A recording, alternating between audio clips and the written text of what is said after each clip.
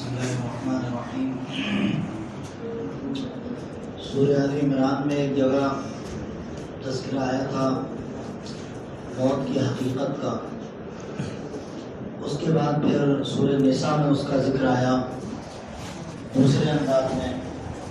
سورہ آل عمران میں تو یہ ذکر تھا کہ بھئی موت آنی ہے اور ہر ایک کو مزہ چکھنا ہے، اور پھر یہ تھا کہ جو اچھے کام کریں گے ان کو پورا بدلہ دیا جائے گا، اس میں کوئی کسی کے ساتھ کمی نہیں ہوگی۔ سورہ نساء میں اس کا ذکر کیا تو انداز دوسرا ہے، وہاں پر یہ بتایا گیا کہ اینما تکونوا یدرککم الموت، چونکہ قوم عاد، قوم سمود اور اس طرح کی بہت ساری قوموں کی تذکرہ قرآن مجید میں موجود ہیں، اور یہ وہ قومیں تھیں جنہیں اللہ نے بڑی طاقت سے نوازا تھا اور انہیں اپنی طاقت پر بڑا غرور بھی تھا۔ بہت ساری جگہوں پر آیا بھی ہے فَأَمَّا عَادٌ فَاسْتَكْبَرُوا مِنَّا، اس طرح کے آیات بہت ساری جگہوں پر ہیں کہ ہم سے بڑھ کر طاقت کس کی ہے۔ تو یہاں پر یہ کہا گیا کہ اینما تکونوا یدرککم الموت، جہاں چلے جاؤ موت آ کر کے رہے گی۔ وَلَوْ كُنْتُمْ فِي بُرُوجٍ مُشَيَّدَةٍ، بڑی بڑی پہاڑ کی چوٹیوں پر، برجوں پر، آسمان پر، فضا میں، جہاں بھی چلے جاؤ، ایسی کوئی جگہ نہیں جہاں موت نہ آ سکے۔ اور یہ بات کہہ کر کے دراصل ایمان کو یا آخرت کے احساس کو مضبوط کرنا ہے اور انسان کو یہ احساس دلانا ہے کہ بھئی تم نے اللہ سے وعدہ کیا ہے۔ اس وقت جب اللہ نے ساری روحوں کو پیدا کیا تھا تو اللہ نے پوچھا تھا لست بربکم، تو سب نے کہا تھا قالوا بلا۔ تو اس عہد کو یاد کیجئے، اور یہ تمام آیات اس عہد کو یاد دلاتی ہیں کہ دنیا میں اللہ نے بھیجا ہے تو ایک مختصر سی مدت کے لیے، اور موت بہرحال حق ہے، تو اس موت سے غفلت نہیں ہونی چاہیے انسان کو، چاہے وہ جس حال میں بھی ہو۔ اور یہ جو انداز ہے یہاں پر، یہ وہ والا انداز ہے کہ اگر آپ کے پاس بہت طاقت ہے، بہت پیسہ ہے، بہت مال ہے، اور آپ یہ سوچتے ہیں آپ کے پاس حکومت ہے، اقتدار ہے کہ آپ بچ جائیں گے، آپ جیسے چاہیں منمانی کر لیں، تو ہو سکتا ہے آپ کو مہلت دے دی جائے، آپ کر لیں، قرآن نے بہت جگہوں پر ذکر کیا ہے، لیکن آخر میں کیا کہتے ہیں، نتیجہ وہی نکلے گا کہ موت آئے گی اور پھر حساب ہوگا۔ تو اس لیے وہ موقع ہی نہ آنے دیں، اس سے پہلے ہی اس چیز کو تازہ رکھیں۔ اس کے بعد یہاں جو ابھی ایک ذکر آیا ہے، ابھی جو آج 12 پڑھا گیا، اس میں ایک مسئلہ دیت کا ذکر کیا گیا۔ دیت کسے کہتے ہیں عام طور پر لوگ نہیں جانتے ہیں، میں ذرا سا مختصر میں ذکر کر دوں۔ دیت ایک طریقے سے سمجھ لیجئے جرمانہ ہے، تاوان ہے۔ ایک ہوتا ہے قصاص، ایک ہوتی ہے دیت۔ ایک آدمی نے اگر کسی انسان کو قتل کر دیا تو اسلامی شریعت کا حکم یہ ہے کہ جس شخص کو قتل کیا گیا اس کے جو متعلقین اور اس کے جو ورثہ ہیں، اگر وہ قصاص لینا چاہتے ہیں اور مسئلے کو عدالت میں لے کے جائیں گے، اسلامی حکومت ہے، تو اب اس کو قصاص میں یعنی بدلے میں قتل کیا جائے گا، یہ ہے قصاص۔ اس کے مقابلے میں ایک چیز ہوتی ہے دیت، یعنی جرمانہ اس سے وصول کر لینا، تو اس صورت میں جان نہیں لی جائے گی۔ تو ایک تو یہ ہے کہ یہ لوگ جس شخص کو قتل کیا گیا ہے اس کے متعلقین اگر اس کو قتل پر راضی نہ ہو کر اس سے دیت لینے پر راضی ہو جائیں تو دیت لے لی جائے گی۔ قتل کئی طرح کے ہوتے ہیں، ہر قتل میں قصاص نہیں ہوتا ہے، قصاص صرف ایک ہی طرح کے قتل میں ہوتا ہے کہ انسان جان بوجھ کے ظلماً کسی کو قتل کر دے، اس میں قصاص ہے۔ وہ بھی اس صورت میں جب مقتول یعنی جس شخص کو قتل کیا گیا ہے اس کے رشتہ دار قصاص کے لیے عدالت میں جائیں، اس سے پہلے نہیں، ایک صورت۔ دوسری صورت یہ کہ ایک قتل ہوتا ہے قتل خطا، جس کو قرآن نے بیان کیا، ابھی ذکر ہوا اس کا۔ قتل خطا کا مطلب یہ ہے کہ ایک انسان شکار کر رہا تھا، نشانہ لگایا اس نے کسی جانور پہ، یا دھوکے سے یہ سمجھ کے کہ کوئی جانور کھڑا ہے اور وہ کوئی انسان تھا اور وہ مر گیا، اس صورت میں قصاص نہیں ہوگا، دیت ہوگی۔ ایسے ہی کیا کہتے ہیں، ایک ہوتا ہے شبہ عمد، اس میں بھی دیت ہوتی ہے۔ شبہ عمد کا مطلب یہ ہوتا ہے کہ مارا تو جان بوجھ کر ہے لیکن ایسے ہتھیار سے نہیں مارا ہے جس سے عام طور پر مارا جاتا ہے، قتل کر دیا جاتا ہے، بلکہ ایک ایسے ہتھیار سے مارا ہے، ایسی چیز سے جس سے قتل نہیں ہوتا لیکن مارا تو وہ مر گیا۔ مثال کے طور پر ڈنڈے سے مارا، وہ مر گیا، چھوٹا سا پتھر اٹھا کے مار دیا، وہ مر گیا، اتفاق سے موت اسی سے لکھی تھی۔ تو یہ مارا تو جان بوجھ کر تھا لیکن یہ ایسی چیز نہیں تھی جس سے انسان کا قتل ہوتا ہو، یہ جس سے قتل کے طور پر مارا جاتا ہو، اس صورت میں ہوتی ہے دیت۔ اور دیت کیا ہوتی ہے؟ دیت ہوتی ہے ایک جان کے بدلے 100 اونٹ۔ اب وہ ہر زمانے میں اونٹ کی قیمتیں مقرر کی گئی کہ 5000 درہم کا اونٹ ہوگا، یہ ہوگا فلاں فلاں، اسی اعتبار سے قیمت لگائی جائے گی۔ تو ظاہر ہے وہ اگر قیمت لگائی جائے تو آج کے زمانے میں تو کروڑوں روپے بیٹھ جاتی ہے۔ تو اب ظاہر ہے دیت دے گا کون؟ تو دیت صرف وہ آدمی نہیں دے گا جس نے قتل کیا ہے، وہ اور اس کا پورا خاندان مل کر کے دے گا۔ یہ ذرا حکمت سمجھنے کی ہے کہ اس طرح کا حکم دے کر کے اسلام نے پورے خاندان کو ذمہ دار ٹھہرایا ہے کہ آپ کی تربیت میں یہ کمی کیوں رہی، آپ کے یہاں ایک بندہ اس طرح کا کیوں پیدا ہوا کہ جو کسی کے ساتھ زیادتی اور ظلم کرتا پھرتا ہے۔ تو جب سارے لوگ مل کر کے اتنی بڑی موٹی رقم جمع کر کے دیں گے تو آئندہ کیا اس آدمی کا خیال نہیں رکھیں گے وہ کہ کسی کے ساتھ ظلم کرو پھر ہمارے ساتھ یہ نوبت آئے؟ تو یہ زبردست حکم دیا گیا، یہ ہے دیت اصل۔ اس کے بعد آگے پھر ایک جہاد سے متعلق دو طبقوں کا ذکر ہے کہ وہی لا یستوی القاعدون من المؤمنین غیر اولی الضرر۔ ایک طبقہ وہ ہے جو جہاد میں خوشی کے ساتھ پورے جوش کے ساتھ شریک ہوتا ہے، ایک وہ ہے جو سستی میں بیٹھا نہیں گیا۔ تو قرآن یہ کہتا ہے دونوں برابر نہیں ہو سکتے، اور ظاہر ہے جو سستی کر کے بیٹھا رہے وہ مومنین کا طبقہ نہیں، وہ منافقین کا طبقہ ہوگا، جس کا ذکر غزوہ احد میں بھی جس کی مثالیں موجود ہیں، غزوہ تبوک میں بھی جس کی مثالیں پائی جاتی ہیں، اور جب ذکر آئے گا تو انشاءاللہ اس کو ذکر بھی کروں گا۔ تو یہ ہے۔ تو اچھا، دوسری بات یہ ہے کہ یہاں پر بہت ساری آیتیں ہیں، آگے بھی ایک جگہ پورا ذکر آ رہا ہے جہاد۔ جہاد جہاں کہیں بھی قرآن میں لفظ آیا ہے عموماً وہ ایک خاص پس منظر میں ہے۔ جہاد کے معنی سے مجاہدے کے نہیں ہے، جہاد جو قرآن میں جہاں جہاں ذکر آیا ہے وہ ایک خاص جنگ اور لڑائی کے پس منظر میں ہے کہ دین کی قربانی کے لیے یا دین کو بچانے کے لیے، دین کی حفاظت کے لیے دشمنان دین سے مقابلہ کرنا، یہ ہے کیا کہتے ہیں جہاد۔ اس کے علاوہ جتنی صورتیں وہ سب مجاہدہ تو ہو سکتی ہیں، جہاد نہیں ہو سکتی۔ محنتیں، قربانیاں، ہم کہنے لگے کہ صاحب جہاد کر رہے ہیں بیٹھے ہوئے یہاں پر، تو یہ جہاد نہیں ہے، اور نہ اس طرح کی آیات کو اس طرح کے جہاد پر کیا کہتے ہیں محمول کیا جا سکتا ہے، یہ نا انصافی ہوگی۔ اس کے بعد آگے ایک اور اہم بہت بحث اسی کے آگے چھڑی ہے اصلاح کی۔ دیکھیے کوئی بھی معاشرہ ہو، گھر ہو، خاندان ہو، جماعت ہو، ملک ہو، اتنا اتفاقیاں ہوتی ہیں، اختلافات ہوتے ہیں۔ قرآن نے یہ کہا کہ بھئی مومنین میں بھی آپس میں لڑائی ہو سکتی ہے، ان میں بھی اختلاف ہو سکتا ہے۔ تو اختلاف تو دو لوگوں کا دو لوگوں سے تھا، یہ ایک کا دوسرے سے تھا، یہ ایک جماعت کا دوسری جماعت کے سے تھا، ایک طبقے سے دوسرے طبقے کا تھا، لیکن باقی تو سارے لوگ کیا کہتے ہیں الگ تھے۔ تو باقی لوگوں کی ذمہ داری کیا بنتی ہے؟ تو باقی لوگوں کی ذمہ داری یہ بنتی ہے کہ وہ ان لوگوں میں بجائے پھوٹ ڈالنے کے ان کی اصلاح کی کوشش کریں۔ اس لیے تین آدمی اگر کہیں موجود ہوں تو حدیث شریف میں آیا کہ دو آدمی ایک کو چھوڑ کر کے کان میں بات نہ کریں۔ تین آدمی اگر چل رہے ہیں، ایک آدمی الگ ہو گیا اور دو آدمی آپس میں کان میں بات کرنے لگے، کہا یہ بالکل نہ کریں۔ کیوں منع کیا؟ اس لیے منع کیا کہ وہ جو ایک آدمی الگ رہ گیا اب وہ تو تنہا ہو گیا اور چل رہے ہیں تینوں ایک برابر، اب وہ یہ سوچ رہا ہے کہ میرے خلاف کوئی ان میں سازش چل رہی ہے آپس میں، نہ معلوم کیا پلاننگ میرے خلاف ہو، اس کو بالکل منع کیا گیا۔ لیکن اسی آیت کے اندر جہاں مومنین میں آپس میں اختلاف اور جھگڑا ہوا ہو اور وہاں اگر اصلاح کی خاطر ایک کان میں بات کرنے کی ضرورت پڑے تو پھر اس کو برا نہیں کہا گیا، اس کو برا نہیں کہا گیا، اس کو بہتر کہا گیا۔ لا خیر فی کثیر من نجواہم الا من امر بصدقۃ او معروف او اصلاح بین الناس، کہ کان میں بات کرنا یہ کوئی اس میں کوئی بہت اچھی بات نہیں ہے۔ ہاں تین صورتوں میں یہ بہت کام کی چیز ہے۔ ایک یہ کہ جس صدقے کا حکم دیا جائے، دوسرے کسی بھی اچھے اور نیک کام کا حکم دیا جائے، اور تیسرے یہ کہ لوگوں کے آپسی معاملات میں صلح صفائی کی کوشش کی جائے۔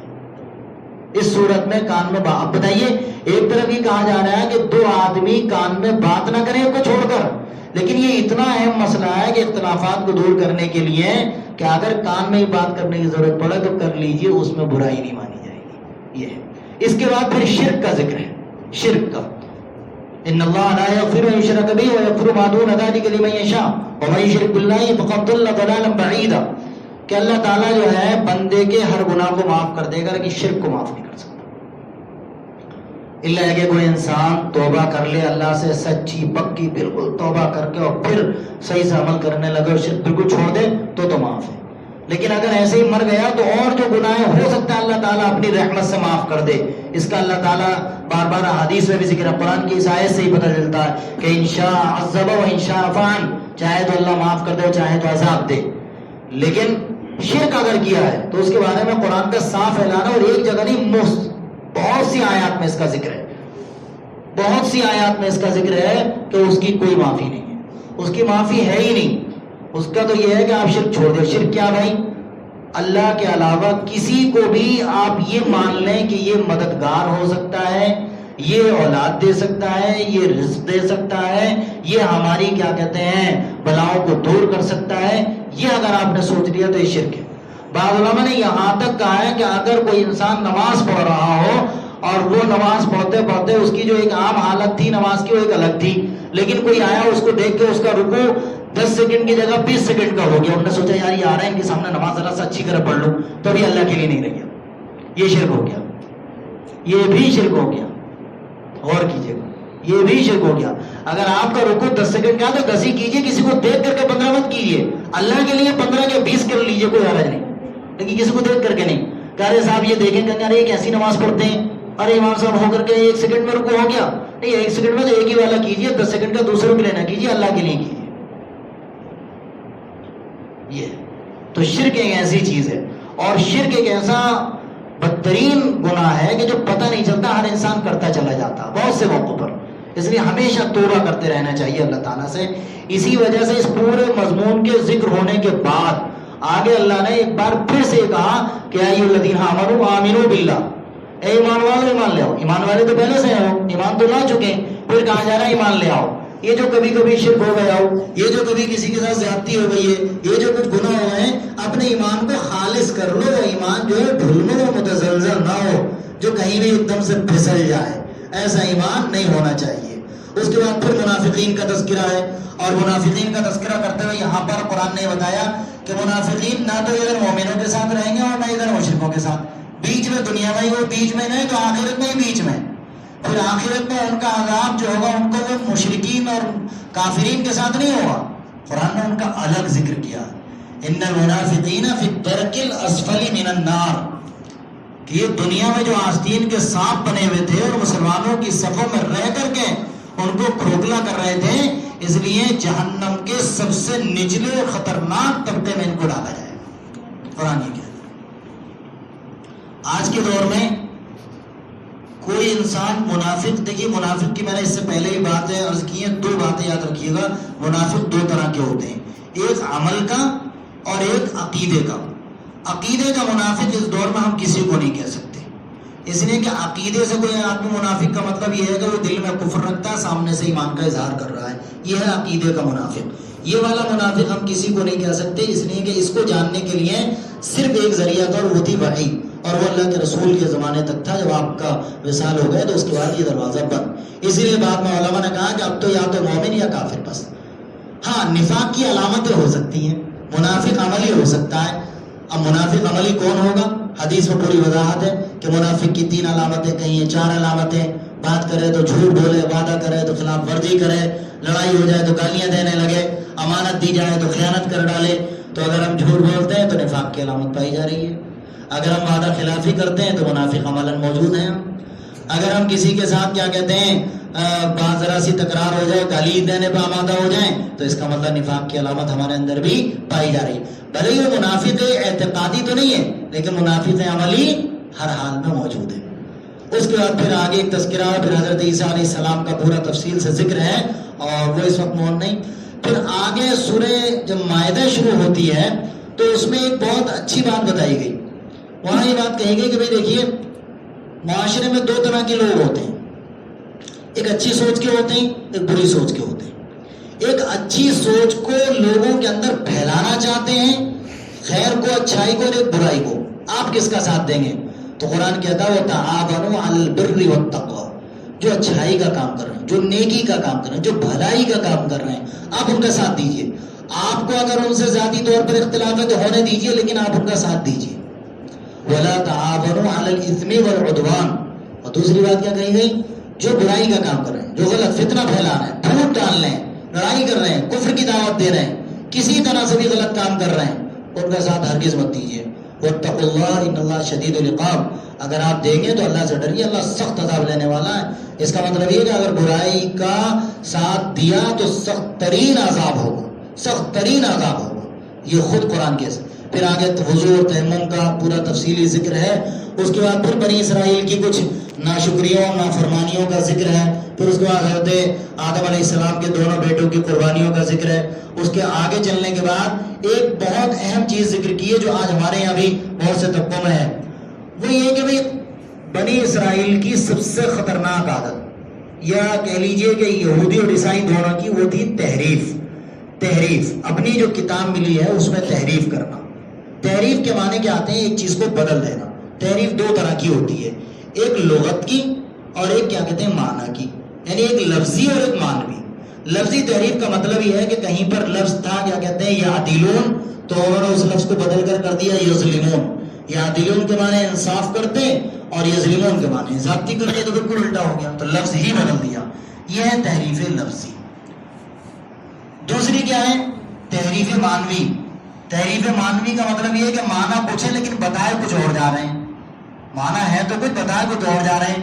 جیسے یہودیوں میں کیا ہوتا تھا، ان کے یہاں احکامات تو زنا کے تعلق سے رجم کے تھے اور 100 کوڑوں کے تھے، لیکن انہوں نے کیا کر رکھا تھا، اگر کوئی ان کے یہاں کا کمزور طبقے کا غریب کوئی آدمی ہوتا تو اس کو تو پوری سزا دی جاتی، اگر غیر شادی شدہ تو 100 کوڑے، شادی شدہ تو زنا رجم کیا جاتا پتھروں سے، اور اگر کوئی مالدار آدمی ہے تو پیسے لے کر کے اس کے لیے حکم کچھ اور ہوتا تھا۔ زیادہ یہ ہوتا تھا کہ اس کو جو ہے کالا منہ کر کے اور ایک گدھے پہ بٹھا کر کے گھما کر کے ختم کر دیا۔ یہ انہوں نے بنا رکھا تھا، یہ تورات کا حکم نہیں تھا، یہ انہوں نے تبدیل کر رکھا تھا۔ ایک موقع پر جب وہ اللہ کے رسول سے مسئلہ پوچھنے آئے تھے، ان کے اس طرح کا واقعہ پیش آیا تھا تو فیصلے کے لیے آئے تھے، تو اللہ کے رسول نے پوچھا بھائی تورات کا کیا حکم ہے؟ کہنے لگے تورات میں تو ہمارے اس طرح سے لکھا کہ اس کو گدھے پہ بٹھا کر اس طرح گھما دیا جائے۔ ایک صحابی تھے حضرت عبداللہ ابن سلام رضی اللہ عنہ، یہ پہلے یہودی تھے، تورات کا اچھا علم رکھتے تھے، ایمان لے آئے تھے، موجود تھے اللہ کے رسول کے پاس۔ حضرت اللہ کے رسول نے پوچھا عبداللہ تم کیا کہتے ہو؟ کہا حضور بالکل جھوٹ بول رہے ہیں، یہ لوگ بالکل جھوٹ بول رہے ہیں، کتاب پڑھوائیے ان سے، ہاتھ ہٹائیں، یہ چھپائے رکھی انہوں نے یہ آیت جس جگہ یہ حکم ہے۔ تورات کا وہی حکم تھا جو قرآن نے دیا ہے۔ اللہ کے رسول نے کہا لے جا کر کے ان کو سنسار کیا جائے، حکم وہی دیا گیا۔ تو یہ تھی تحریف ان کے یہاں۔ ہمارے یہاں مستشرقین نے یہی کرنے کی کوشش کی ہے مسلمانوں کے ذہنوں میں کہ قرآن کی آیات کے یا تو الفاظ تو بدلنے کی ہمت نہیں ہے کسی میں، لیکن مفہوم میں تعریف کرنے کی، معنوی تعریف کرنے کی بھرپور کوشش کی گئی ہے، بھرپور کوشش کی گئی ہے۔ اور اسی وجہ سے بہت ساری آیات کے مفہوم میں ایسی باتیں آ جاتی ہیں کہ بعض مسلمان بھی اس میں آ کر کے دھوکہ کھا جاتے ہیں کہ ہاں یہ ہوگا، حالانکہ صاف صاف ہے وہ۔ تو اس طرح کی تحریف ان لوگوں نے کی ہے۔ بہرحال اللہ تعالیٰ ہم سب کو صحیح عمل کی توفیق عطا فرمائے اور تحریف سے حفاظت فرمائے، صحیح عمل کی توفیق دے۔ اللہم صلی علی سیدنا محمد۔ اچھا جی وہاں کلیم صدیقی صاحب کے بارے میں آپ سبھی جانتے ہوں گے، تو کافی عرصہ ہو چکا ان کو جو گرفتار کیا تھا، اور ایک اچھا دین کا انہوں نے پورے ہندوستان میں اور اس کے علاوہ بھی جگہوں پہ تعارف